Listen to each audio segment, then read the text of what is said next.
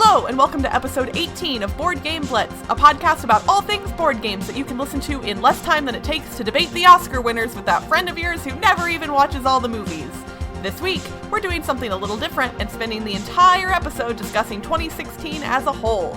We'll talk about the best, the worst, and all the stuff in between, so stick around to find out how 2016 shook out for the three of us. And now, here are your hosts, Ambie, Cassadi, and me, Crystal. On this week's episode, we are going off format to have a 30-minute discussion about 2016 as a whole and our thoughts on the year in gaming, what games we loved, what games we possibly didn't love quite as much, and everything in between.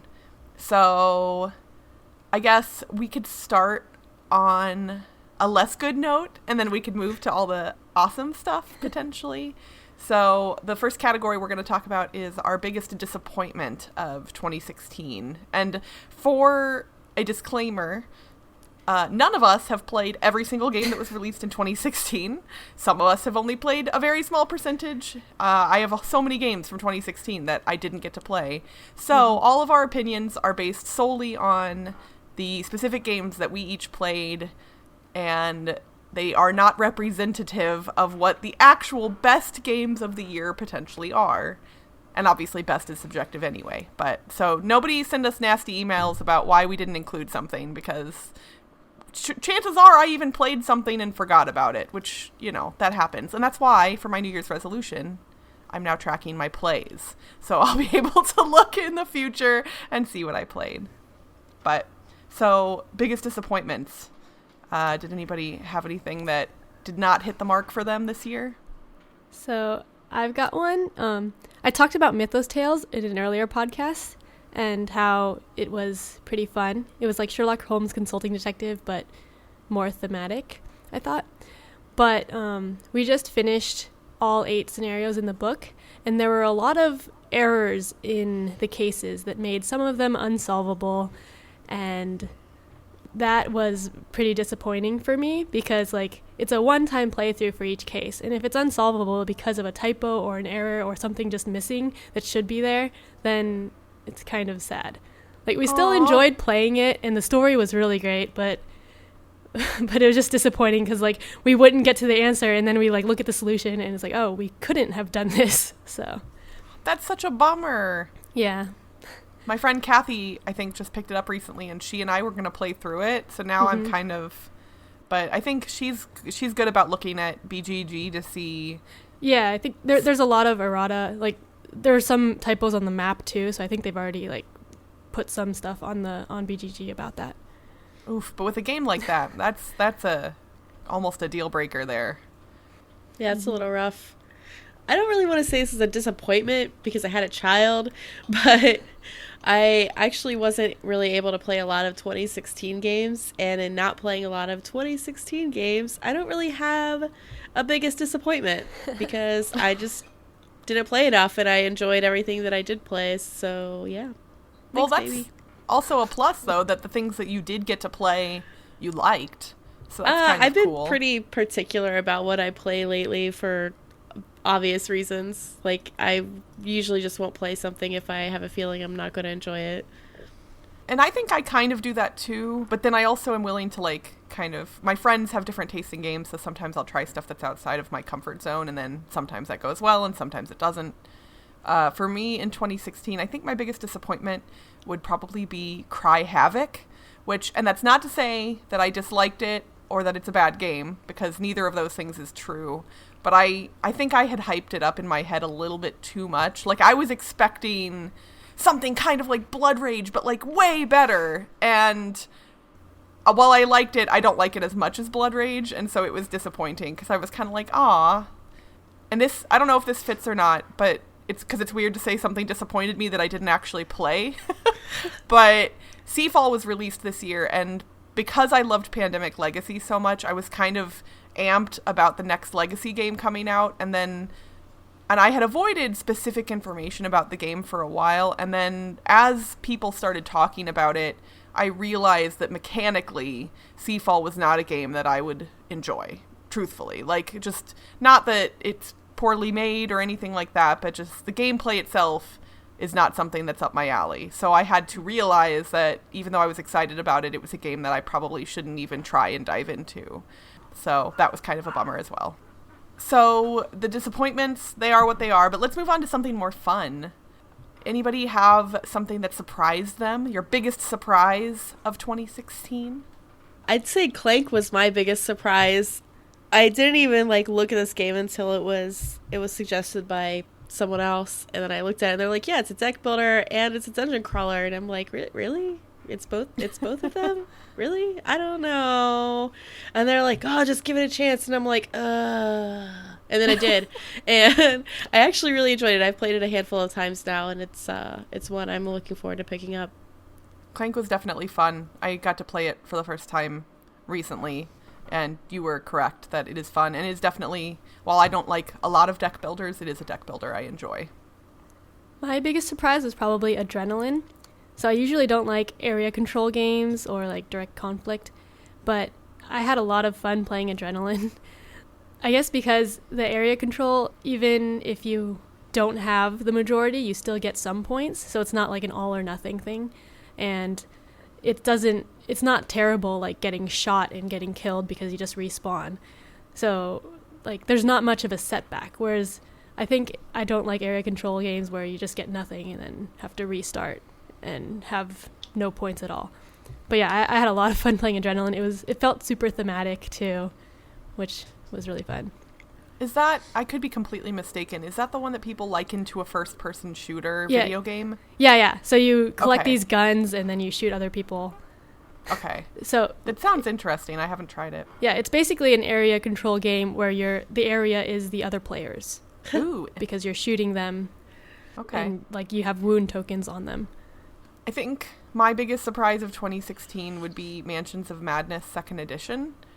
I went in expecting to enjoy it, but it's funny because I had the original Mansions of Madness sitting on my shelf for a year and a half, I think, and I'd never played it because the setup was such a beast. I was like, I don't know how I'm going to teach this game because I don't even, it was just too much to get into. So when my friend offered to bring over the 2nd edition, I was like, oh yeah, I've been wanting to try that. I have the 1st edition, and man, the app for that game just blew me away. It makes it so streamlined, so easy. I like the game. I like the theme. Everything about it is just wonderful. I haven't bought the 2nd edition yet, but I'm definitely going to be, and then I can add my 1st edition components into it, which is cool. But I was surprised at how spectacular it was. All right, so this category is a little out there, but we wanted to talk about the quirkiest game we played this year.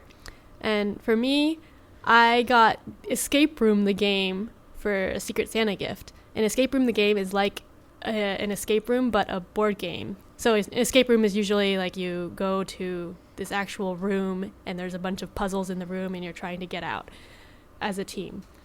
But then in this board game, there's 4 different escape rooms, and there's a decoder device that has a timer in it, and you put batteries in it, and then you put keys in there, and it tells you whether you successfully escaped or not.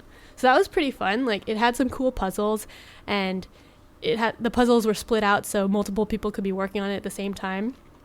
Some of the puzzles were a little annoying with you either got it right away or you didn't get it and you needed to use hints. But mostly it was pretty good experience, and it's the best escape room board game I've played out of 2 of them. And it seems like there's more of those coming, so yeah, that's a trend right now for sure. Yeah, but it's definitely a one-time play because once you play, once you you know solve how to it, escape. it's solved, right? Yeah. So are the components, obviously you know these solutions now, so you can't play it again, but are the components reusable in that you could sell it to somebody else? Yeah, you can. And then there are some where you can write or fold the components, and then they have on their website you can reprint it. Oh, well, that's cool. Yeah. My quirkiest game I hadn't even heard of until it was put into my face and somebody said you should do this, and it was Box of Rocks, which is a trivia game where you're literally competing against a box of rocks, and it sounds like the stupidest thing ever, and it was so cute and fun because the box is surprisingly smart. And it's just hilarious to get beaten at a trivia game by a box of rocks. And it's tiny, and there's no real depth there, as a trivia game. But I think as a quick filler, like if you're waiting for like one more person to arrive at game day or whatever, like it's a great little, hey, just pull it out, play it for a few minutes and put it away kind of game. And that's just, the theme is just hilarious. So, all right, on this next category, if I remember correctly, I think we have a little bit of consensus going on. Like most of our categories, we've got some different answers, but when it comes to the most stressful game that we still enjoyed, am I correct in saying that we're all kind of in agreement that Captain Sonar is our head and tails winner? Yes. Yeah. Absolutely. We, as a group, I don't think there were a ton of games this year that all three of us played. Mm-hmm. There might be a couple others, but Captain Sonar we all played, we all loved, and at least for me, it definitely stressed me out, but that did not detract from my enjoyment of the game in any way. Yeah. Yeah, it was stressful. I can't play any other role outside of the engineer because I feel like I would just like be under the table crying. And for me, like other real-time games, like I do enjoy Escape the Curse of the Temple, which kind of has a similar feel as far as the like stress is concerned, because it's a little frantic and crazy. But like there are other real-time games that I don't enjoy that much, like Space Team. Fuse. So, yeah, I've heard about that one. For our next category, we're going to talk about Kickstarter games. So I don't usually follow Kickstarter, but there are a lot of games that were released in 2016 that came from Kickstarter, and some of them you can even buy outside of Kickstarter.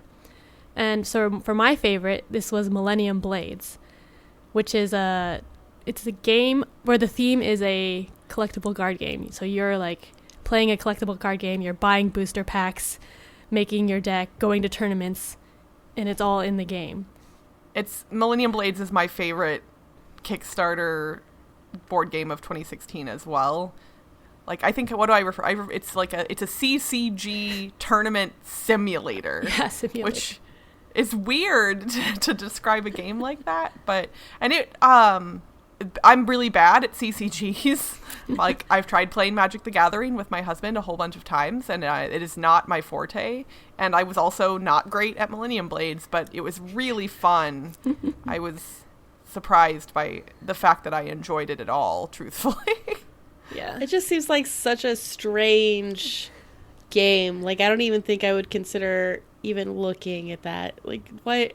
I don't know. What? I would just play a CCG, thanks. Like, but this is like the CCG feeling without having to spend all the money to actually buy all the cards. That's a good point. I think, Cassadi, I think you should give it a shot if you have the chance at some point. It's pretty fun. I mean, if I like it, then that's saying a lot, because I don't like CCGs.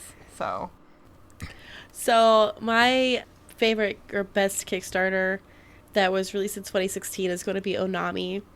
I didn't even know it was on Kickstarter until a friend of mine brought it over after Gen Con. And I know I talked about this in an older episode, but I absolutely love that game, and I've taken it to my board game nights at least once a month since I got it, so it's really enjoyable. For our next category, we're going to talk about best card games, and I don't know if this is cheating or not. It's all cards, technically. So, probably not, but for me, Legendary Encounters Firefly, the deck building game, is easily my favorite. And also, I had to shoehorn that game into this list somehow, and this seemed like the best place to do it, because it is all cards, even though you're putting them out on a board, technically. So, I think it counts as a card game, but it's not light by any means, and it's hard. Oh my gosh, my friends and I still haven't won. We've played a few times, and I still can't. It's so hard. But I love it. I love it so much. Every time something from an episode pops up that was in the actual episode, I just am delighted every single time. My favorite card game from 2016 is probably going to be Beyond Baker Street. I just played Beyond Baker Street a couple weeks ago, and I hadn't heard of it. I didn't realize it was released just this year, but I thoroughly enjoyed this game. It plays a lot like Hanabi, for those of you familiar with that. For those of you not, it's weird, and the hardest part is figuring out how to hold your cards without actually looking at your cards. For me, my favorite card game Well, I guess Millennium Blades, if that would count as a card game, would be my favorite. Yeah, I mean, that probably counts. But It's all for cards, a right? smaller one that actually has card game in the name, Power Grid, the card game, is pretty good. So Power Grid, the card game, is basically like Power Grid, the board game, but without a board. And so in Power Grid, the board game, you're buying these power plants and like powering them, and there's a map on the board where you have to like put your factories down. But the card game, it's just without any of that map building. So it's basically just an auction for the factories and then powering your power plants. I'm not a fan of Power Grid, the board game, but I have been interested in trying out the card game because it is shorter, just to see if I would like that more. But I'm not sure. It depends on why you don't like the board game. Well, admittedly, it's been 10 years since I last played the board game. Literally, like 2007 is the last time I played it. So I feel like I don't know why I don't like it anymore, okay. if that makes sense. Like, and I'm also a very different person than I was 10 years ago. Yeah. So for all I know, I might like the board game. It's just so long that I'm like hesitant to jump in knowing that I didn't like it at a certain point. I'm like, do I really want to spend 3 hours playing this game? I'm going to go ahead and say that you're probably still not going to like it. And that's my assumption as well, which is why I haven't played it again. But I know that a lot of people really like it, so. We recently had an episode about party games, so I'm not sure if what we're discussing will be similar to that or not, but I got to try Insider, which Ambie had discussed on a previous episode, and man, Ambie, you were not kidding. That game is fun.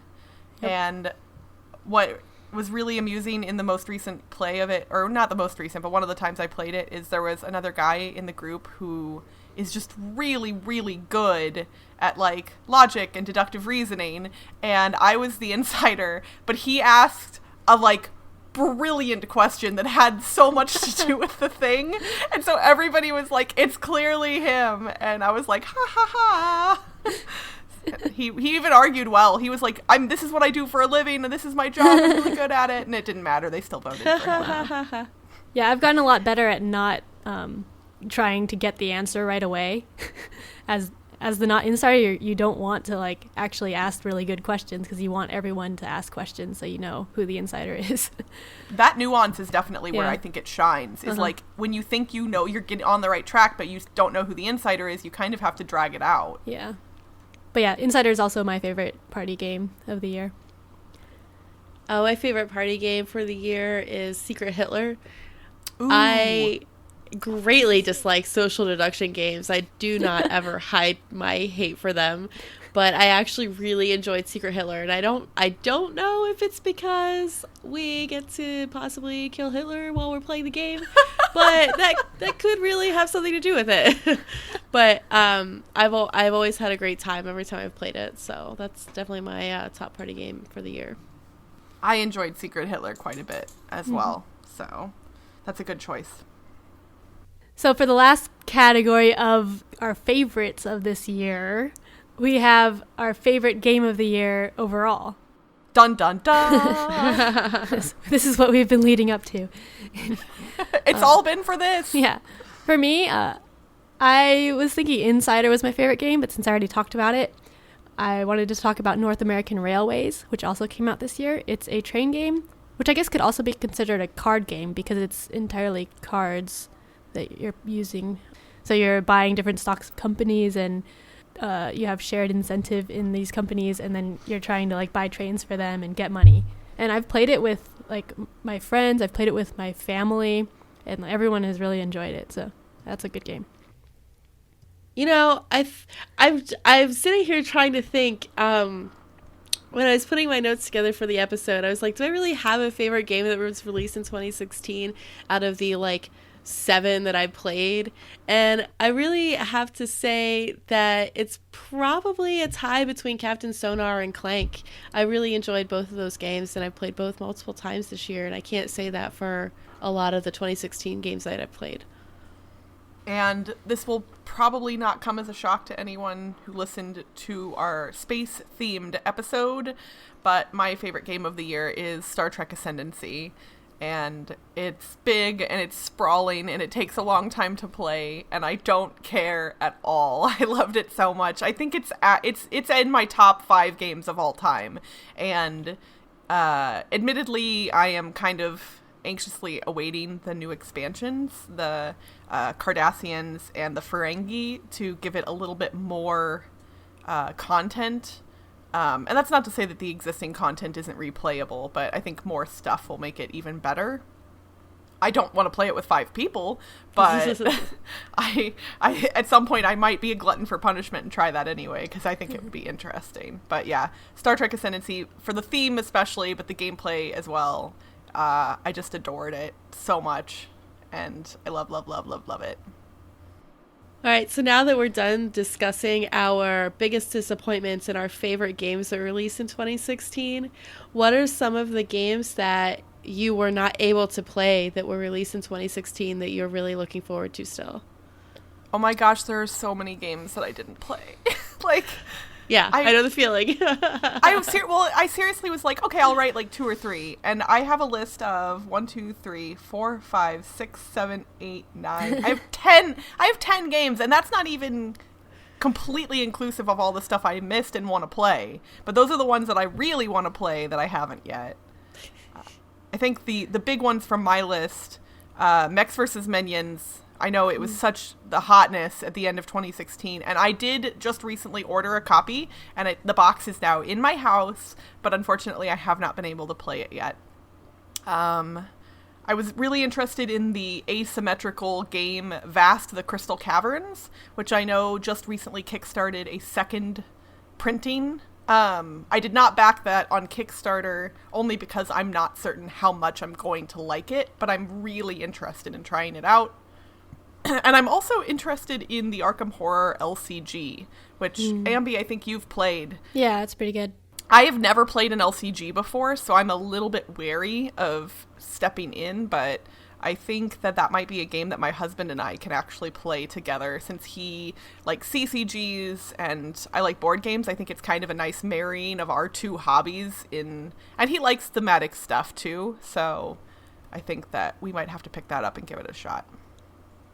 So yeah, there's a lot of games I haven't played too, and from listening to the favorites before, there's the ones I want to try are Mansions of Madness, 2nd edition, Beyond Banker Street, and Clank. And then other ones that I also want to try are 1859, which we actually own. It came from the Winsome Essence set this year, and we haven't played it yet. Pandemic Iberia, and Colony. But my friends own copies of those, so I'll probably get to play it at some point. 2 of the games that I've desperately been trying to play this year are Cottage Garden and A Feast for Odin. I want nothing but to play these games. All right, so Cassidy's friends, if you're listening. No, they do this every episode. They'll message me and go, "Oh, so I see you want to play this game. You know I have that, right? So we're playing it next week, right?" Which is how that happens. That's perfect then. So, all right, Cassidy's friends, it's on you. A Feast for Odin and Cottage Garden. You bring it to game day, and let Cassidy play it. I just haven't been able to make it to game day. So a category for this episode that was suggested by someone on Twitter, and of course now I've forgotten his username like a big jerk, but thank you to whoever suggested this, is what favorite games we played that were new to us this year. So they weren't released in 2016, but we played them for the very first time in 2016. So this might be hard for you guys to believe, but 18xx games are new to me in 2016. What? The first 18xx game I played. Many of them. Yeah, I know. The first one I played was in March of last year. And then I played a lot since then. And train games too, all of those games I hadn't played before 2016. So those are definitely my favorites new to me. So what was your go-to genre in 2015 as a gamer? Because it feels like you do gravitate now toward 18xx and train games a lot. So I'd be curious to know what gaming for you was like before those existed. I liked thematic Euro games. Okay. So, Dungeon Pets is one of my favorite games at games like that. Okay. And Vital Lacerda. Yeah. I still like them. Istanbul is my favorite game that's new to me for 2016. I really can't wait to get my hands on my own copy. I need to just go ahead and order it. I really like Istanbul. My favorite new to me game for 2016 would be Medieval Academy. I have introduced it to almost everybody in my game group, and there's shout out to my friend Kathy, who after I taught it to her also became obsessed, bought it, and started teaching it to everyone as well. So between the two of us, there's almost always a copy of Medieval Academy laying around. And it's so much fun, and I love it. And it's light enough that you can teach it to pretty much anybody, but the artwork's cute, the gameplay's great. And I'd also like to give a shout out to Deception Murder in Hong Kong, which I talked about in a recent episode. I was highly impressed with that, and recently played it and got to be the murderer, and it was super fun. Now that we've discussed all of our 2016 dislikes, favorites, things we're looking forward to still playing from last year, what are you looking forward to this year? There is some good stuff coming out in 2017. I just have to say. I'm excited about a lot of stuff. Yeah, I maybe need to look into what's coming out this year because I have no idea at all. I'm sorry, everybody. I failed. Well, for me, even though the whole SeaFall debacle kind of happened for me and I realized I wasn't going to like it and I didn't play it, I am excited about Gloomhaven, which is also kind of in that same vein. I actually haven't looked up a lot of the details about Gloomhaven, but I know it's kind of Legacy-esque, at least. So I'm interested in that. Pandemic Legacy Season 2 is an easy choice for me because I adored Pandemic Legacy Season 1. And any new Time Stories expansions that come out. Literally, any of them. I don't care. I want them all. And I've been waiting since, July? Yeah, it's been a long time. And that was... Technically, I don't even think the most recent one was released in July. It might have been. I don't know. It's been since the summer at least, and I'm desperate for more Time Stories. And I mentioned that Star Trek Ascendancy was my game of the year for 2016, and I think that the company that makes it, Gale Force 9, is probably one of the strongest, if not the strongest, publisher to take thematic IPs and turn them into really good board games. So I'm also excited about a game that they're releasing this year called Doctor Who Time of the Daleks. And there are a bunch of Doctor Who board games that exist already, but I haven't really played many of them because they all seem somewhat mediocre. But this one looks really promising. So I'm excited to get another IP-based game from Gale Force 9 this year. I tend not to get much hype about games. That way I don't get disappointed. But you're smarter than I am, probably. But I have been pretty excited for First Martians, which is coming out in 2017. First Martians is like a successor to Robinson Crusoe by Ignacy Trzewiczek. Oh, I forgot about that one. Yeah. Sorry. Add that to my list also. Robinson Crusoe is a cooperative game where you're like trying to survive on an island. And First Martians, it's a similar game where you're trying to survive on Mars. And it's app-driven, and I heard there's going to be 16 scenarios, so that's really exciting. And I really loved Robinson Crusoe, so I'm excited for First Martians. Robinson Crusoe is great, punishing, and also a little fiddly, so I feel like with the app, man, that's going to take out the fiddliness. Oh, God, that's going to be so good. I completely forgot about that one. Pandemic Legacy Season 2 is really the only one I'm looking forward to at this point in time. Let's be wary of not spoiling anything from Season 1 in case people are listening and haven't watched. But do we have any ideas for what they might do with Season 2? I'm kind of in the dark. I feel like I really don't know. Yeah, I haven't really thought about it much, but I honestly don't want to think about it much because I don't want to get my hopes up about one thing and then it not be there. Yeah. So I think for me, while the base game of Pandemic with little additions was really good, I'm kind of hoping that they do something dynamically different with the mechanics, if that makes sense. Like, I'm not quite sure how to quantify that in real terms, but like, I hope that rather than just doing little things, that they kind of push it farther this time. And whether that will go good or bad, if they do it, I don't know. But I think it would be interesting to see it shift more away from the original pandemic. And that's it for this week's Board Game Blitz. We'd love to hear what your favorite games of 2016 were, so let us know on Facebook, Twitter, or our Board Game Geek Guild. You can visit our website, boardgameblitz.com, to get links to all those social media pages and listen to our past episodes as well. Our theme song was composed by Andrew Morrow, technical support provided by Toby Mao. Have suggestions for the show or just want to say hi? Shoot us an email at boardgameblitz@gmail.com. Until next time, happy 2017. Bye, everyone. Bye. I think, I don't want to keep saying I think like I don't know the answer to the question. It seems weird for me to be like, I'm guessing, when it's not, I'm not guessing, I know.